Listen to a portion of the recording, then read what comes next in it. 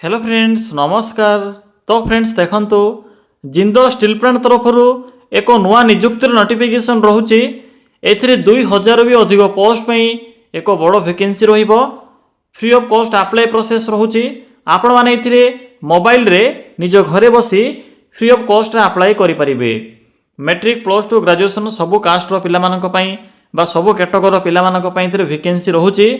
किपरि आपण माने निज मोबाइल रे आवेदन करिवे फुल डिटेल्स मु आपन को वीडियो माध्यम रे जणाइबे।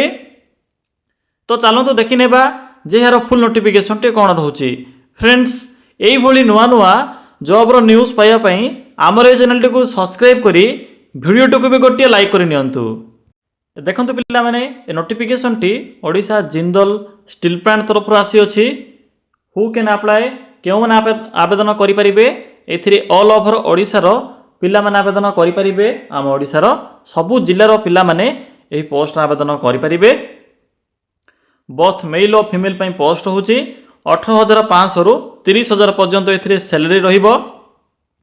टोटल एथिरे 2000 भी अधिक पोस्ट पई एक बड़ो वैकेंसी रहउची। नेक्स्ट आसिला पोस्ट नेम।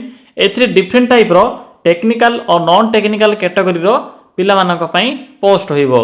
जेपर के crane operator, in charge, supervisor, loco operator, या सहित रोलरमैन, जाभा programme manager, civil project manager AE भली भाबरे एथिरे डिफरेंट टाइप रो पोस्ट होउची। तो निजर योग्यता अनुसार आपण माने एथिरे जे कोनोसी पोस्ट रे मध्य आवेदन करि परिबे। नेक्स्ट आसिला एजुकेशनल क्वालिफिकेशन। जदि आपण माने matric plus two plus 3 diploma किबा आईटीआई भी जदि कंप्लीट करिथिबे तबे ए पोस्ट आवेदन करि परिबे। नेक्स्ट होची एप्लिकेशन फी। पिला माने एथिरे आवेदन करिबार प्रोसेस टी टोटली फ्री रहउची। तो no application fee for all रहिबो। जनरल ओबीसी एससी एसटी सबु कास्ट पिला मानक पई free of cost apply process रहिबो। नेक्स्ट आसिला एज लिमिट। एथिरे आवेदन करिबार मिनिमम एज लिमिट रहउची 18 वर्ष, मैक्सिमम रहउची 40 वर्ष। जदि आपनकर बयस 18 रु 40 मध्य रे थिबो तबे ए पोस्ट आवेदन करि परिबे। बाकी अदर कैटेगरी रो पिला मानकू एथिरे एज रिलैक्सेशन मध्य देखिबाकू मिलिबो।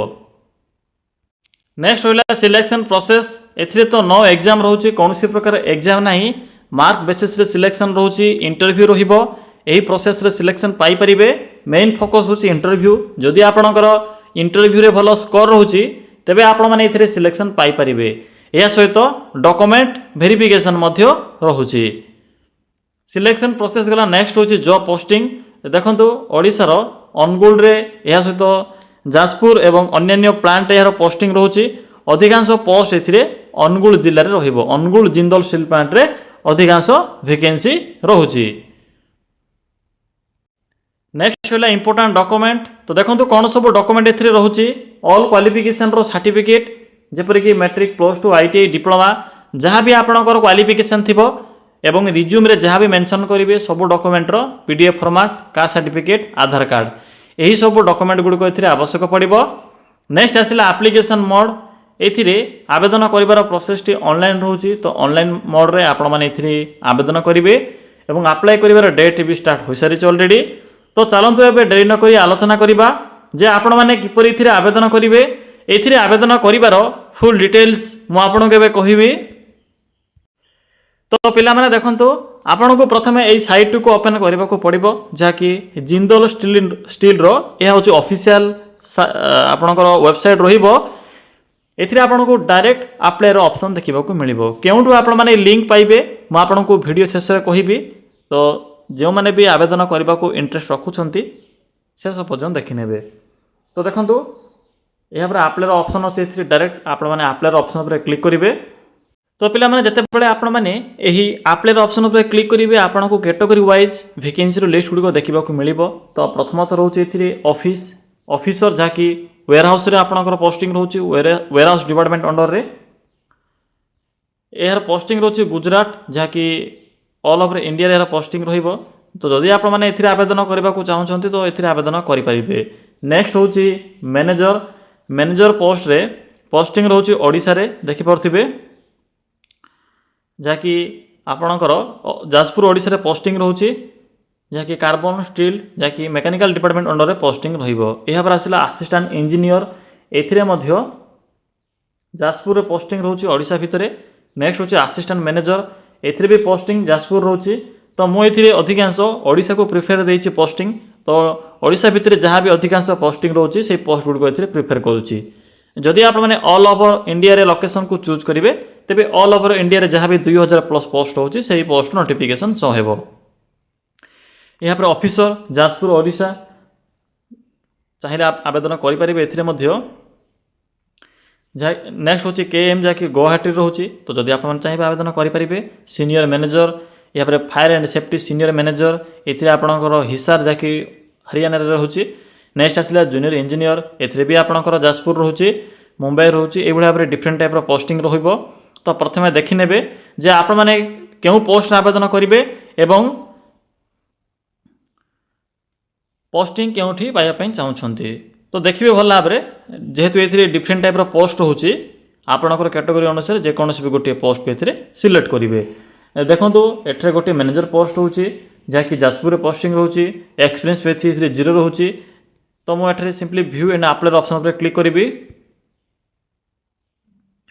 क्लिक कलापर देखो प्रथमे जॉब रो डेस्क्रिप्शन टी को पढ़े जे आपणकर जो केउं डिपार्टमेंट अंडर पोस्टिंग रहिबो, पोस्टिंग केउंट रहिबो, सेक्टर कौन रोची एवं कौन आपण को काम करने को पड़ो।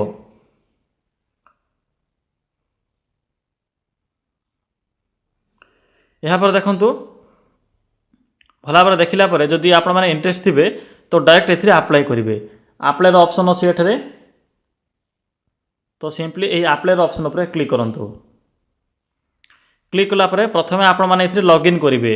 तो देखो आपन को प्रथम ए निजर अकाउंट ए क्रिएट करने को पड़ो। तो साइन इन ऑप्शन पर क्लिक करेंगे। जदि आपणकर अकाउंट पूर्वर ना तो साइन अप ऑप्शन पर क्लिक करेंगे। क्लिक कलापर ईमेल आईडी गोटे पासवर्ड टी क्रिएट करेंगे। सहज होची निजर नाम सहित @123 देवे। यहाँ पर कन्फर्म पासवर्ड करेंगे। देन साइन अप ऑप्शन पर क्लिक करेंगे। साइन अप हैला परे साइन इन ऑप्शन पर क्लिक करेंगे। यहाँ पर ईमेल आईडी पासवर्ड ए सब देवे। देला परे साइन इन करेंगे। यहाँ पर आपण माने एथिरे तो डॉक्यूमेंट जितेबाला आपने आवेदन करेंगे से समय डॉक्यूमेंट केवल रिज्यूम आवश्यक पड़ो और इनफॉरमेशन गुड़िक केवल फिल करेंगे। तो यही प्रोसेस द्वारा आवेदन करेंगे। एबे चलते देखने जे किपरि आपण माने यार लिंक टी पाइबे। तो पिला माने आपण माने लिंक पाइबा पई डायरेक्ट गूगल को आसी सर्च कर पारिबे। लिखिबे odisha.gov.in। देखि परिले कोन लिखिली। यहाँ पर आपण माने सिंपली जो साइट प्रथमे हम से साइट उपर क्लिक करेंगे। मो वीडियो डिस्क्रिप्शन बॉक्स रे भी साइट लिंक टी पिन करिछि। आपण माने सेठाकू जाई विजिट करिवे आवेदन करि परिबे। जेतेबेले साइट को आसीबे जिंदल स्टील प्लांट नोटिफिकेशन टी शो होइजिवो। सिंपली एठरे क्लिक करंतु। क्लिक कला पर डायरेक्ट आपण माने एही पोस्ट रो शेष को विजिट करेंगे। आपण के अप्लाई लिंक देखा मिलिबो। तो देखो इंपोर्टेंट लिंक अच्छी अप्लाई लिंक अच्छी। सिंपली अप्लाई लिंक उपर क्लिक करंतु। यहाँ पर अप्लाई ऑप्शन देखा जाउथिबो। क्लिक करेंगे। जेहेतु मुझे ओडिशा रीजन को सिलेक्ट करिछि तो ये 112 पोस्ट ए वैकेंसी देखा जाउछि बा ओपन अच्छी। तो सिंपली आप मैंने जो पोस्ट भी इलिजिबल थे गोटे पोस्ट को चूज करी मो कही प्रोसेस को फॉलो करी आवेदन करेंगे। यह थिला कंप्लीट इनफॉरमेशन। आपन को जदि किसी भी डाउट लगे तेरे कमेंट सेक्शन रे कमेंट करी जणाई परिबे।